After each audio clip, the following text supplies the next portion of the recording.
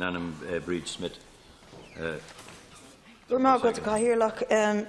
Minister, I've asked you this question before, but I want to ask you about it again in light of recent results of the tendering process in Waterford and also in light of the problems that have arisen in delivering a proper service in Bus Éireann since the strike ended. And that is, can you give me your views on whether the tendering process conducted by the National Transport Authority will actually improve public services and encourage people to switch from private car transport to public transport? And will you ensure that, or can you ensure, or how do you ensure that this transport tendering process doesn't become a race to the bottom for the workers concerned? Minister, 2 minutes. As the Deputy will be aware, it's the responsibility of the NTA to conduct the current public procurement process relating to the tendering out of 10% of the PSO bus network. The NTA is undertaking this by way of 3 separate competitions: Dublin Metropolitan, Dublin Commuter and Waterford. It is well recognised that good public transport is a key enabler of both social inclusion and economic progress, and the progression of these competitions forms part of this government's commitment to improving our public transport system and services. One of the objectives of the public procurement process is to bring about improvements and enhancements in how bus services are provided.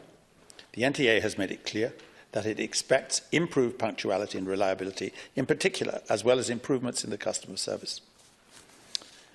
The NTA monitors all PSO services in Ireland and penalises operators if services fall below the contractual targets.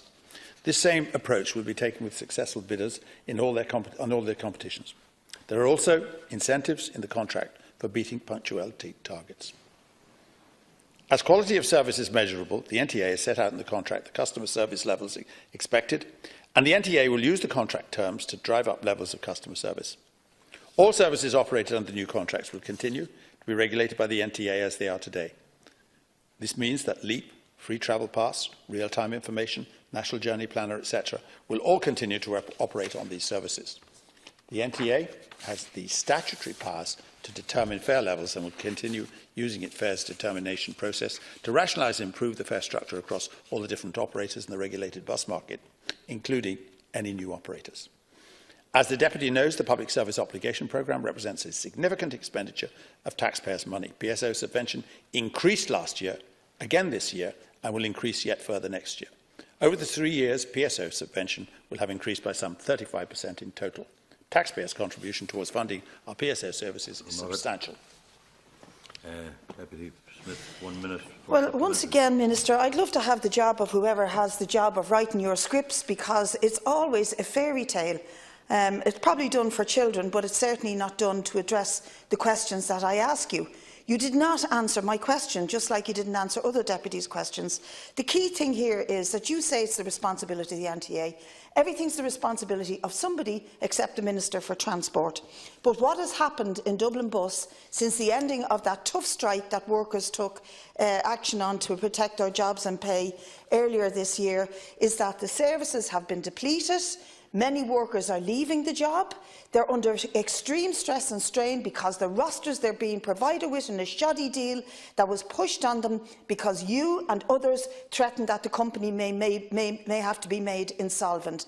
And this rotten deal means that drivers are going around this city having to walk from Bus Éireann up to Broadstone with bags of money, putting themselves at risk and under pressure to meet routes Minister. And timetables that don't work, that are anti-family, anti-social and are not delivering a public service. Now, will you answer that, please? Minister, 1 minute.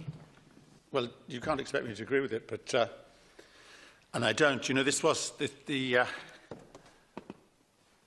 putting these out to tender is not a wage deal at all. This is a matter of competition and introducing competition into the market. It's not a wage deal. That is a separate issue, which is discussed in a separate forum, where a settlement was reached to the satisfaction of all parties. It's not related to this particular issue. And let me answer your question. The point of this, of competition in the market, is for the benefit of customers. It is so that the service improves. And the NTA will regulate both whoever does and whoever doesn't win the tender. And the point of this is to give them more choice, to give them a better service, and indeed to keep fares down. And you know, all services will be continued to be regulated by the NTA under the new arrangements. Thank you, Minister. They will benefit the travelling public in a number of ways, which I haven't got time to tell you, but I think you know them yourself. Final supplementary.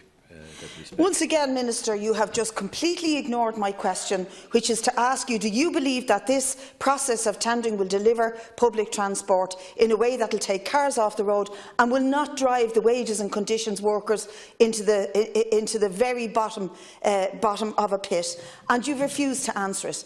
And the reality is that the conditions that they are being forced to live under, to work under, the rosters that have been forced on them, is driving their lives and their working conditions so badly down that many of them are leaving. There aren't enough buses and enough workers. Competition does not deliver good public services. And this is not Brid Smith saying it, this is not rocket science. If you want good public services, you deliver them with proper funding.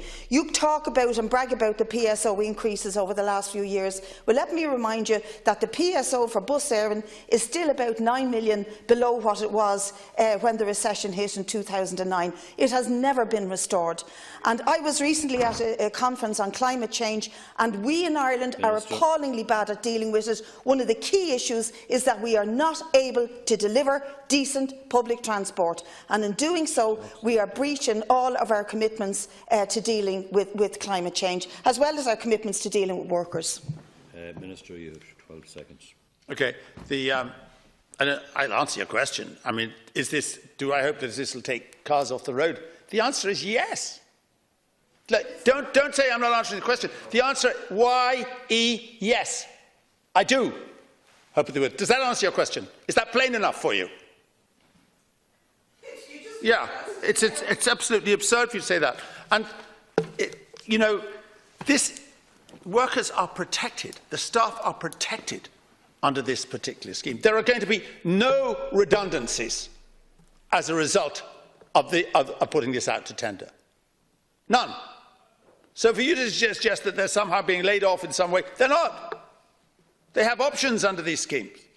They have options to have similar terms of employment. They have options to move. And there are no redundancies. So don't tell me that they're threatened by this. Specifically, the conditions of these schemes are written to protect the staff. Thank you.